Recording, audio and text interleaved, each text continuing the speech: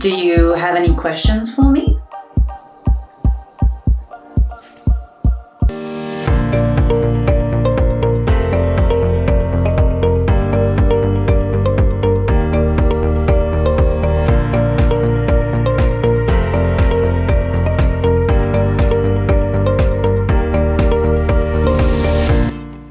Welcome to Mitsuoka Company YouTube channel, where we give you advice about everything recruiting, interviews, and of course business. Before we start, please don't forget to support our channel by liking this video and of course hit the subscribe button. It's really important to remember that when you go for a job interview that this is a two-way street.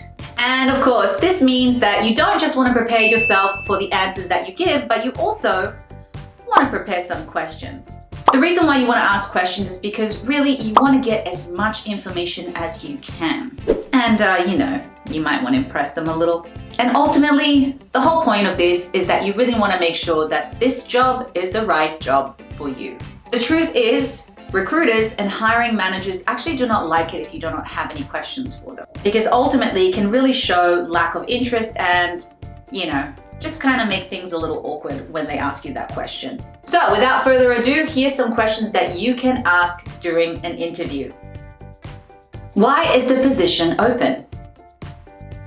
This is a great question because it will actually tell you a little bit more about the company. Maybe the previous employee was promoted and now they're looking for somebody else to fill the position. And this is also a good sign that shows you that the company does reward their employees and of course move them up. But if they say something like, well, they were fired or they decided to quit, then that could be a bit of a red flag and you might want to look more into it to have a better understanding of the company itself. Number 2, what would you say is the biggest weakness of this department? It's important to know this and don't be afraid to ask these type of questions. What's so great about this question is that it really will give you some insights if they're being honest and give you the truth in this answer. Number 3, what would you say is the biggest strength of this department? Just as much as you want to know their weaknesses, you also want to know what they have to offer, what their strengths are. This will really give you an idea of where you fit and of course how you can add value to the company. But don't forget also how you can benefit from the company. Number 4, are there any growth opportunities?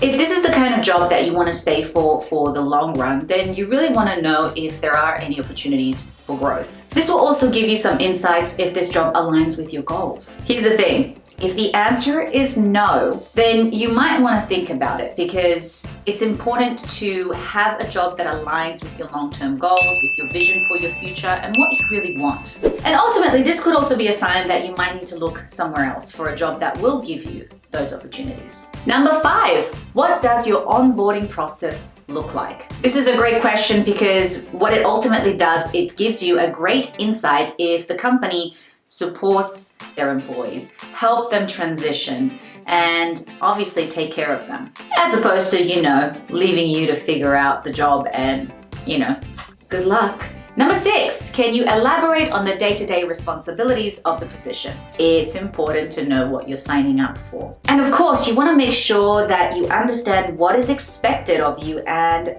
to make sure that it aligns with the job description. You really don't want to find out that actually much more of you is expected. And of course, then you're going to end up resenting the company and hating your job.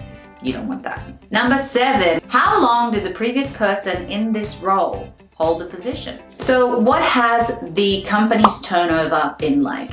This is really important to ask because if everyone leaves after a year, well, this could be a bit of a red flag. It could be a sign of bad management, unrealistic expectations, or really something else that is likely to make you miserable too. But if one person just left quickly, then that's not likely to be a red flag. But if this is a pattern, well then this is definitely something you might want to look into. Number 8, how would you describe the culture here?